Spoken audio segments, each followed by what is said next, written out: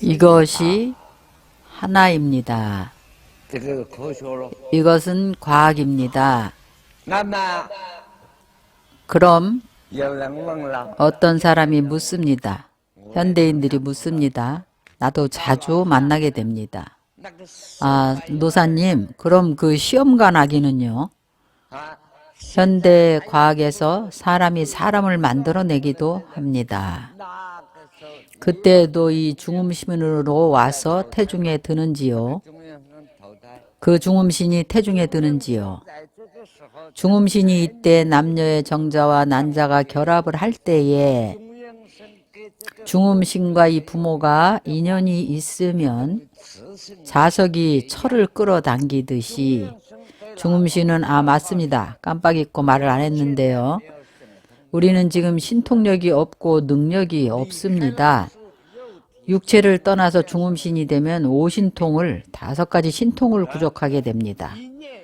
한 생각으로 미국에 가려는 마음을 내면 이미 바로 도착해 있습니다. 산과 강, 담벼락 등 어떤 것도 장애가 되지 않습니다. 하늘 위, 땅 아래, 하늘 위는 보이지 않습니다. 이 인간 세상은 업력이 닿는 것은 모두 다 볼 수가 있습니다. 그래서 중음신은 오신통이 있는 것입니다. 그래서 그가 이 부모와 서로 인연이 있을 때에는 어떤 담벼락 등들도 장애가 되지 않습니다. 그래서 내가 자주 말합니다. 젊은 사람들 함부로 행동하지 말라고. 남녀가 함부로 성행위를 할 때 얼마나 많은 중음신들이 줄을 서서 옆에서 참관하고 있는지 모릅니다. 그들이 매표를 하고 들어옵니다. 그래서 중국 유교에서는 양심에 위배되는 일을 하지 말라고 증자가 대학에서 말했습니다. 10개의 눈이 보고 10개의 손이 가리키고 있습니다.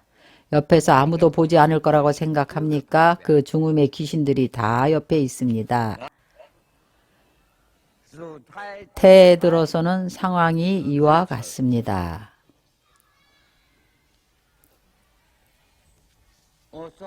내가 그 시험관 아기에 대해서 대답을 했습니다. 3가지 인연이 화합해야 합니다. 부처님께서는 오직 남녀가 합방할 때 입퇴하는 이 부분에 대해서만 말씀하셨습니다. 그러나 어떤 이들이 업보에 의해서 꼭 합방하는 인연을 통해서 입퇴하지는 않습니다. 예를 들면 한 사람이 특히 명예를 좋아하거나 혹은 어떤 사람이 특히 이속을 챙기기를 좋아하면 그는 중음 상태에서 어느 곳에 전부 돈이 있는 것을 보고 달려가서 돈을 집으면 입퇴하는 것입니다.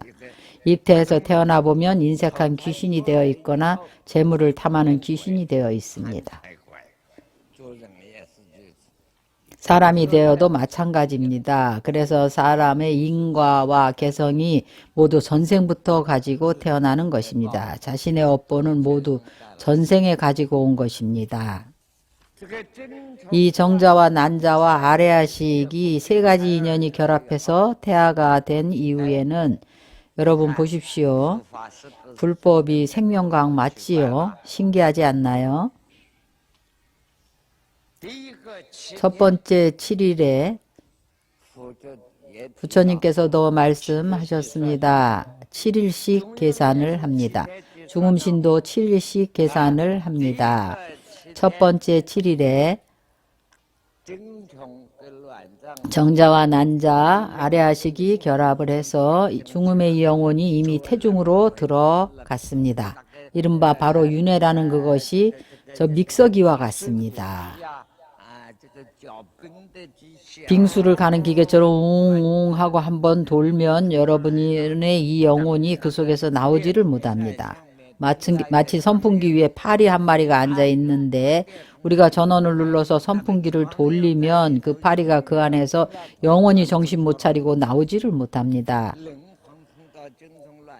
영혼이 정자와 난자 아래야식을 만나서 3가지 인연이 하나로 화합해서 일단 들어가게 되면 첫 번째 7일에는 마치 버터와 같습니다. 그러나 첫 번째 7일부터 이미 성장하기 시작합니다. 그럼 마치 하나의 선처럼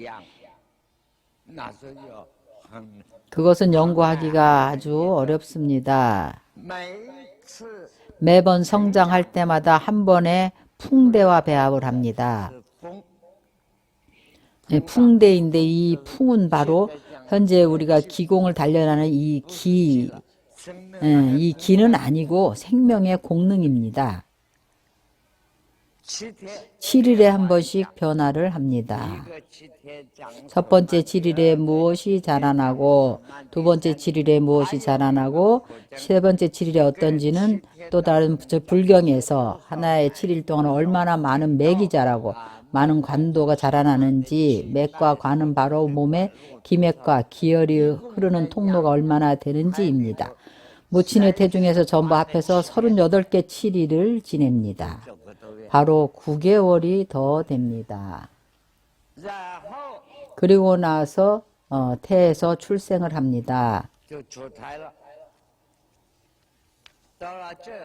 최후의 이 기가 도달하면 머리가 밑으로 돌아서 밖으로 나옵니다. 이 태아가 모친의 태중에서 그래서 중국 사람들은 후에 알았습니다. 불경에서는 몇천 년 전에 이미 설명한 것입니다. 만약 이 태아가 여자아이이면 엄마 배가 보기에 좀 둥글게 보입니다.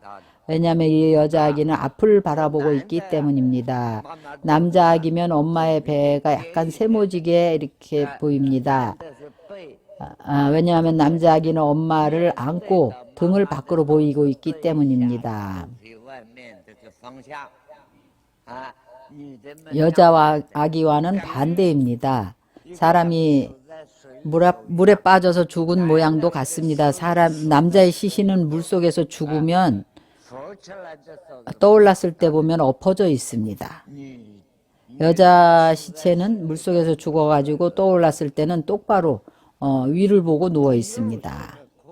이 또한 하나의 과학의 이치입니다. 중국 사람은 과거에 그것을 두 글자로 대표했습니다. 하나는 음이고 하나는 양입니다. 이 음양 또한 과학입니다. 태아가 태어날 시기가 되었을 때에는 반드시 다 태어나는 것은 아닙니다. 어떤 이들은 업보에 의해서 어떤 태아는 잘 성장했지만 태어나지 못하고 태중에서 사망을 합니다. 어떤 업보로 전생에 살생의 업이 중하면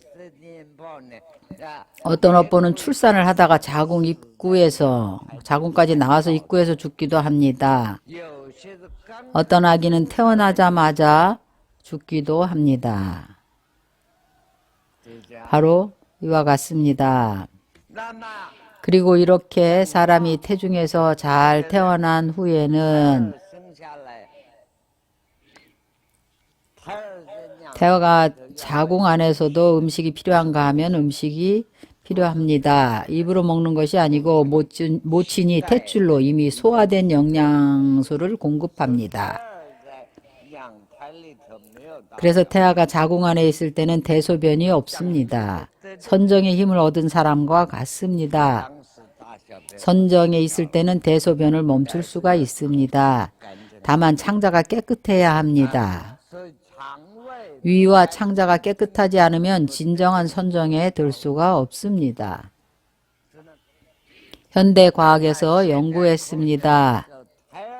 태아가 모친의 자궁 안에 있을 때에 우리 어른들이 밖에서 하는 말이나 행위들을 분명히 다 압니다. 그러다가 바람이 한번 움직여서 자궁 밖으로 나올 때 다 잊어버립니다.